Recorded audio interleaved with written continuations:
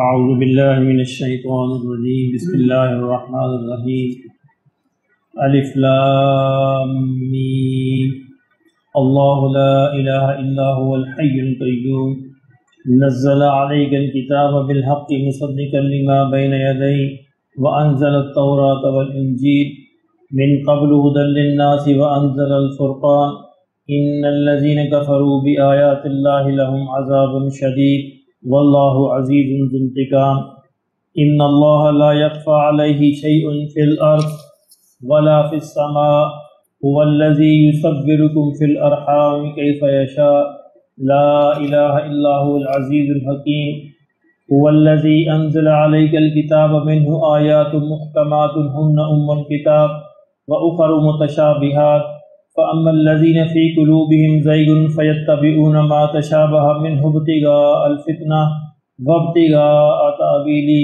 وما يعلم تأويله إلا الله والراسخون في العلم يقولون آمنا به كل من عند ربنا وما يذكر إلا أولو الألباب صدق الله العظيم۔ سورہ آل عمران انشاءاللہ آج سے شروع کر رہے ہیں ہم۔ سورہ بقرہ اور سورہ آل عمران دونوں سمجھے کہ بھائی ہے یا بہنیں ہیں۔ قرآن مجید میں صورتیں جوڑا جوڑا ہے، ہر صورت کا ایک جوڑا ہے، جس طرح فلق کا جوڑا ناس ہے، والضحیٰ کا جوڑا علم نشرح ہے، اس طرح بقرہ کا جوڑا ہے جو آل عمران ہے۔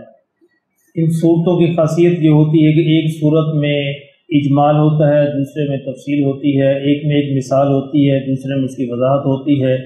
دونوں مل کر ایک بات کو، ایک موضوع کو مکمل کرتے ہیں۔ سورہ بقرہ کا موضوع آپ نے دیکھا کہ یہودیت کے پس منظر میں، بنی اسرائیل کے پس منظر میں ساری بات کی جا رہی تھی، اور یہود کو یہ سمجھایا جا رہا تھا کہ تم جس بات کا انتظار کر رہے تھے وہ آخری کتاب، وہ آخری نبی جو ہیں وہ تشریف لے آئے ہیں، اب تمہاری ذمہ داری یہ بنتی ہے کہ سب سے پہلے ان پر ایمان لاؤ۔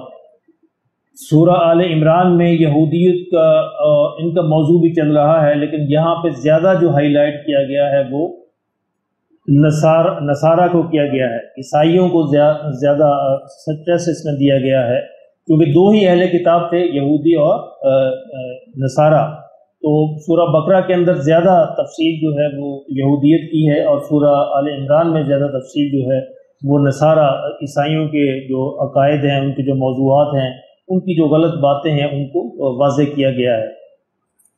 فرمایا کہ الف لام میم اللہ لا الہ الا هو الحی القیوم، اللہ وہ ذات ہے جس کے سوا کوئی عبادت کے لائق نہیں، وہ تنہا ہے۔ الحی القیوم، وہ زندہ ہے، زندہ سے مراد کہ خود بھی زندہ ہے اور دوسروں کو بھی زندگی دینے والا ہے۔ الحی وہ ذات ہوتی ہے جو خود تو بذات خود زندہ ہو، اس کو کوئی زندگی دینے والا نہ ہو، لیکن باقی سب کی زندگی کا دار و مدار اس پر ہو۔ القیوم، اسی طرح قیوم وہ ذات ہوتی ہے جو خود سے قائم ہو اور باقی سب اس کی وجہ سے قائم ہو۔ تو اللہ کی ذات جو ہے، باقی پوری کائنات اللہ کے حکم سے قائم ہے، اور اللہ جو ہے بذات خود قائم ہے۔ نزل علیک الکتاب بالحق، فرمایا کہ ہم نے اے نبی آپ صلی اللہ علیہ وسلم پر یہ کتاب نازل کی حق کے ساتھ، مصدقا لما بین یدیہ، وہ اور یہ کتاب تصدیق کرتی ہے ان چیزوں کی جو آپ کے پاس پہلے سے موجود تھیں، یعنی آسمانی کتابیں۔ وانزل التوراۃ والانجیل، اور اس سے قبل ہم نے تورات اور انجیل بھی نازل کی تھی۔ تورات اور انجیل یہ دو کتابیں جو ہیں، جو آج کل بائبل کی شکل میں ملتی ہیں، بائبل ان سب کتابوں کا مجموعہ ہے۔ اچھا، ان کتابوں کے اندر پوری کی پوری تورات نہیں ہوتی، یا پوری کی پوری انجیل نہیں ہوتی، اس کے اندر اصل میں وہ تمام سیرت ہے۔ تورات کے اندر موسیٰ علیہ السلام کی پوری سیرت کو جمع کر دیا گیا ہے، اور اسی طرح انجیل میں سیدنا عیسیٰ علیہ السلام کی پوری سیرت کو جمع کر دیا گیا ہے۔ اس کے اندر اتنا حصہ تورات ہوتا ہے جہاں وہ یہ کہتے ہیں، یعنی لکھنے والا یہ کہتا ہے کہ عیسیٰ علیہ السلام نے یہ فرمایا یا موسیٰ علیہ السلام نے یہ فرمایا، تو وہ اللہ کی بات ہوتی ہے، یا موسیٰ علیہ السلام کا جو ان کی تقریر ہوتی ہے یا خطاب ہوتا ہے۔ موسیٰ علیہ السلام کو جو کتابیں ملی تھی، جو احکامات ملے تھے، ان میں سے 10 احکامات تو وہ تھے جو اللہ نے نازل کیے تھے، لکھے لکھائے، جو الواح پہ، تورات پہ لکھی ہوئی چیزیں اللہ نے نازل کی تھیں، اور باقی وہ حصے ہیں جو موسیٰ علیہ السلام کی تقریریں ہیں، موسیٰ علیہ السلام کے احکامات ہیں، جو آپ کو شریعت دی گئی تھی، جو آپ نے اپنے امتیوں کو بتائی، اور بعد میں لوگوں نے اپنی یادداشت سے لکھا۔ یہ صرف قرآن مجید کا اعزاز ہے کہ نبی صلی اللہ علیہ وسلم اپنی موجودگی میں پورے کا پورا لکھوا کر گئے، باقی تورات اور انجیل تو یادداشت سے لکھی گئی ہیں بعد میں، اس لیے ان کے اندر بہت ساری جو غلطیاں اور بہت سارے جو تضادات موجود ہیں۔ فرمایا کہ یہ کتاب جو ہے یہ اس کی تصدیق کرنے والی ہے تورات اور انجیل کی، من قبل ھدی للناس، جو اللہ نے نازل کی تھی اس سے پہلے لوگوں کی ہدایت کے لیے، وانزل الفرقان، اور اب اللہ نے یہ فرقان نازل کیا یعنی قرآن مجید۔ فرقان کا مطلب جو حق اور باطل کو تمیز کرنے والا، اس لیے پچھلی کتابوں کو قرآن مجید کی روشنی میں پڑھا جائے گا، جو بات تو قرآن مجید کے مطابق ہو وہ قبول کی جائے گی، اور جو بات قرآن کے مطابق نہ ہو اس کو رد کیا جائے گا۔ ان الذین کفروا بآیات اللہ، فرمایا جو لوگ بھی اللہ کی آیات کا انکار کرتے ہیں، لہم عذاب شدید، ان کے لیے دردناک بڑا شدید عذاب ہوگا، واللہ عزیز ذو انتقام، کیونکہ اللہ جو بڑا غالب ہے اور انتقام لینے والا ہے، اللہ پوری قدرت والا ہے کہ وہ اس کی عذاب دے۔ ان اللہ، فرمایا اللہ وہ ذات ہے، لا یخفی علیہ شیء فی الارض، اس سے کوئی چیز بھی پوشیدہ نہیں ہے، مخفی نہیں ہے، نہ تو زمین میں ولا فی السماء، اور نہ ہی آسمان میں۔ هو الذی، یہ وہ ذات ہے، یصورکم فی الارحام کیف یشاء، یہ تمہاری تخلیق کرتا ہے اللہ تمہاری ماؤں کے پیٹ میں، تمہاری ماؤں کے رحم میں، جس طرح اللہ چاہے، یعنی جیسے اللہ چاہے، جس طرح اللہ کی مرضی ہو، وہ اللہ اپنی مرضی سے یہ تخلیق کرتا ہے۔ لا الہ الا هو العزیز الحکیم، اور اللہ ہی واحد ذات ہے، اس کے سوا کوئی الہ نہیں، اور وہ غلبے والا ہے اور حکمت والا ہے۔ والذی، وہی ذات ہے، انزل علیک الکتاب، جس نے آپ پر یہ کتاب نازل کی، منہ آیات محکمات، کہ اس کتاب میں محکمات ہیں، کچھ آیتیں وہ ہیں جو بڑی واضح ہیں، کلیئر ہیں، محکم ہیں، ہن ام الکتاب، اور یہی وہ آیتیں ہیں جو اس کتاب کی بنیاد ہیں، جو اس کتاب کی ماں ہیں، یعنی جن پر عمل کرنا ضروری ہے، وہ بڑی کلیئر ہیں، ان میں کوئی پیچیدگی نہیں ہے، کوئی مشکل نہیں ہے۔ وَأُخَرُ مُتَشَابِهَاتٌ، فرمایا کچھ باتیں، کچھ آیتیں ایسی ہیں اس کتاب میں، قرآن میں، جو متشابہات ہیں، یعنی متشابہات سے مراد کہ اس دنیا کے اندر ان کا سمجھنا ہمارے لیے ممکن نہیں ہوتا، کیونکہ وہ اس دنیا کی باتیں ہی نہیں ہیں،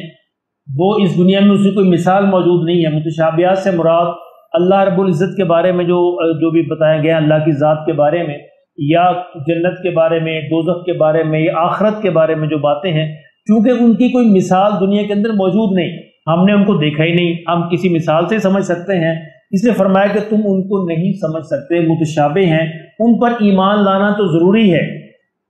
باتیں جو اس یعنی جس طرح کہ اللہ نے فرمایا کہ وما قدر اللہ کا قدرہ والارض جمیعا قبضتہ یوم القیامہ، کہ اللہ کے ہاتھ میں ہوگی پوری کی پوری زمین، قیامت کے دن اللہ کے ایک مٹھی میں بند ہوگی۔ اب وہ اللہ کا ہاتھ کیسا ہے یہ ہم نہیں سمجھ سکتے، یہ کہ اس سے مراد اللہ کا ہاتھ ہی ہے، لیکن اللہ کا وہ ہاتھ ہے کیسا،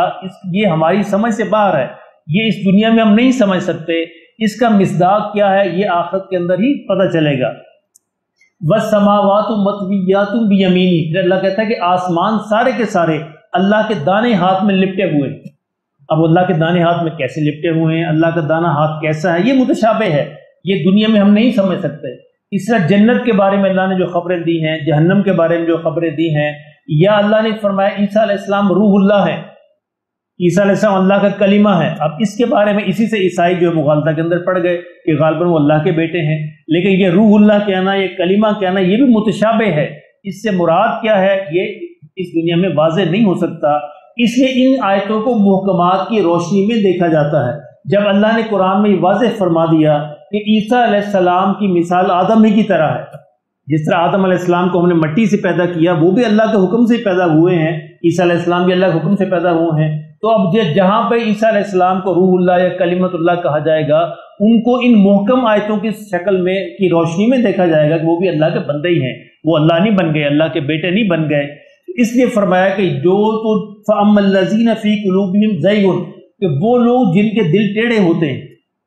یعنی جن کے دلوں میں کجی ہوتی ہے، فَيَتَّبِعُونَ مَا تَشَابَهَ، تو وہ بیچارے ان آیتوں کے پیچھے پڑ جاتے ہیں کہ یہ روح اللہ کیسے ہے، یہ کلم اللہ کیسے ہے، اللہ کا دانا ہاتھ کیسے ہے، جہنم پہ 19 فرشتے کیوں مقرر ہیں۔ اب قرآن کہتا ہے جہنم پہ اللہ نے 19 فرشتے مقرر کیے، اچھا اگر اللہ کہتا ہے 20 وہ پھر کہتا ہے 20 ہی کیوں ہے، اللہ کہتا ہے 100 ہے تو 100 ہی کیوں، یہ کیوں کا سوال تو ہمیشہ موجود رہتا ہے، یہ تو وہاں جا کے پتہ چلے گا، اللہ جہنم کو دیکھنے سے اپنی پناہ میں رکھے کہ یہ جو ہے 19 کیوں ہے، یہ 20 کیوں ہے، 30 کیوں، 40 کیوں؟ اللہ فرماتا میری مرضی ہے، جو بھی عدد میں مقرر کروں، 19 کا عدد ہی میں نے کیوں مقرر کیا؟ یہ بھی متشابہ ہے، کوئی بھی عدد مقرر کیا جا سکتا تھا۔ فرمایا کہ جن کے دلوں میں ٹیڑھ ہوتا ہے، جن کے دلوں میں کجی ہوتی ہے، تو وہ ان کے پیچھے پڑ جاتے۔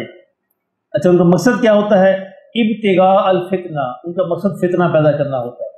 سمجھنا مقصد نہیں ہوتا، ہدایت مقصد نہیں ہوتی، وہ اصل میں فتنہ پیدا کرنا چاہتے ہیں۔ وابتغاء تاویلہ، اور وہ چاہتے ہیں ان کی حقیقت معلوم ہو جائے، جبکہ اللہ فرماتے ہیں ان کی حقیقت معلوم دنیا میں نہیں ہو سکتی۔ دیکھیں نا، اگر دنیا کے اندر سیب موجود ہی نہ ہو بالفرض، تو ہم کیسے سمجھیں گے سیب کیسا ہے؟ نہیں سمجھ سکتے۔ اب سیب ہم اس لیے سمجھتے ہیں کہ دنیا میں لوگوں نے اس کو دیکھا ہے، اس کی وہ مثال دے سکتے ہیں۔ اگر آج سے 200 برس پہلے کوئی کہتا کہ جی ایک دن ایسا آئے گا کہ ایک بلب ہوگا، ایک ایسی لائٹ جلے گی، ایک ایسا لالٹین جلے گی جس کے اندر نہ بتی ہوگی نہ تیل ہوگا، تو ہم نہیں سمجھ سکتے۔ یعنی اگر وہ سمجھانا چاہتا ہے الیکٹریسٹی کے بارے میں کہ آج سے اتنے 100 سال کے بعد الیکٹریسٹی دنیا کے اندر دریافت ہو جائے گی، لیکن وہ ایسی لائٹ ہوگی جس کے اندر نہ تو تیل ہوگا نہ بتی ہوگی، پھر بھی جلے گی، تو لوگ سمجھ نہیں سکتے تھے۔ لیکن ان لوگوں کو اسی ووکیبلری میں، اسی الفاظ میں سمجھانا مقصود تھا کہ جو اور کوئی الفاظ، بلب ان کی زندگی میں تھا ہی نہیں، بلب کا لفظ اس زمانے میں موجود نہیں تھا، وہ بلب کو نہیں سمجھ سکتے تھے، ٹیوب لائٹ کو نہیں سمجھ سکتے تھے، اس لیے ان کو سمجھانے کے لیے ضروری تھا کہ ان کے ماحول میں، معاشرے میں موجود الفاظ سے سمجھایا جائے۔ تو ان کے معاشرے میں موجود لالٹین تھی، چراغ تھا، تیل تھا، بتی تھی، تو غالباً اسی طرح سمجھایا جاتا۔ لیکن جب بلب سامنے آ گیا تو اس کی حقیقت بالکل الگ ہے، اس کا لالٹین یا بلب سے، یہ بتی سے کوئی تعلق نہیں ہے، تیل سے کوئی تعلق نہیں، بالکل الگ چیز ہے۔ تو اب سامنے آیا تو پھر کہا اچھا یہ مقصد تھا اس بندے کے کہنے کا کہ ایسی چیز ایجاد ہوگی جس میں نہ بتی ہوگی نہ ہی تیل ڈلے گا، پھر بھی وہ جلے گی۔ تو یہی باتیں، یعنی اس سے ہم سمجھ سکتے ہیں کہ جب متشابہ باتیں ہوتی ہیں دنیا میں سمجھنا ان کا ممکن نہیں ہوتا، تو اللہ اسی الفاظ میں بات کرتے ہیں جو ہمارے الفاظ موجود ہیں ہمارے معاشرے میں، ہمارے ماحول میں۔ اللہ ہاتھ کے بارے میں ہاتھ ہی کہیں گے، جو ہاتھ کو ہم جانتے ہیں، تو اس لیے، لیکن اس ہاتھ سے مراد کیا ہے اصل میں اللہ کی، یہ ہم نہیں سمجھ سکتے کہ اللہ کا ہاتھ کیا ہے، دانا ہاتھ کیا ہے، آسمان کیسے لپٹے ہوں گے، زمین کس طرح اللہ نے پکڑی ہوگی، یہ ہمارے لیے ممکن نہیں ہے۔ اس لیے فرمایا جو ایمان والے ہیں وہ تو ان پر ایمان لے آتے ہیں کہ ہمارے اللہ کی باتیں ہیں، لیکن جن کو دلوں میں ٹیڑھ ہوتا ہے وہ اس سے فتنہ پیدا کرنا چاہتے ہیں۔ وما یعلم تاویلہ الا اللہ، فرمایا فیصلہ یہ، ان کی حقیقت اللہ کے سوا کوئی نہیں جانتا، ان کی جو اصل حقیقت ہے اللہ کے سوا کوئی نہیں جانتا۔ والراسخون فی العلم، اور جن کو اللہ نے علم کے اندر مقام عطا کیا ہے، رسوخ عطا کیا ہے، وہ یہ کہتے ہیں، یقولون، وہ یہ کہتے ہیں، آمنا بھی، ہم اس پر ایمان لاتے ہیں،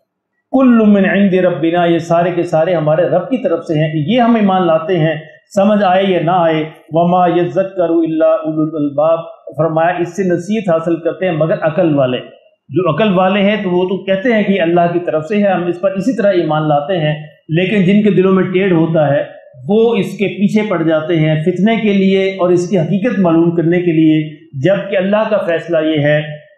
کہ وما یعلم تاویلہ الا اللہ، اس کی حقیقت اللہ کے سوا کوئی نہیں جان سکتا۔ اچھا، یہاں پہ ایک اور بڑی مزیدار بات سمجھیے کہ یہاں پہ وما یعلم تاویلہ الا اللہ، اس کے آگے وقف ہے، وقف ہے، میم لکھا ہوا ہے، وقف، اس کو کہتے ہیں وقف لازم، یہاں وقف ہونا چاہیے۔ اچھا، اگر ہم یہاں پہ وقف نہ کریں تو بالکل آیت کا مطلب بدل جاتا ہے، کیا ہوتا ہے؟ وما یعلم تاویلہ الا اللہ والراسخون فی العلم، کہ اس کی تعویل اللہ جانتا ہے یا علم والے جانتے ہیں، بالکل مطلب بدل جائے گا، جبکہ یہ مطلب ہے نہیں، اس لیے یہاں پہ میم ڈالا گیا کہ یہاں پہ رک جائیں ورنہ آیت کا مطلب تبدیل ہو جائے گا۔ آیت کا مطلب یہ ہے کہ اس کی تعویل حقیقت اللہ ہی جانتے ہیں، اور جو علم والے وہ یہ کہتے ہیں کہ یا اللہ آپ ہی کی طرف سے ہے اور ہم اس پر ایمان لاتے ہیں، اور اہل عقل جو ہے اس کے سبق حاصل کر سکتے ہیں۔ اللہ پاک ہمیں اس کی سمجھ نصیب فرمائے۔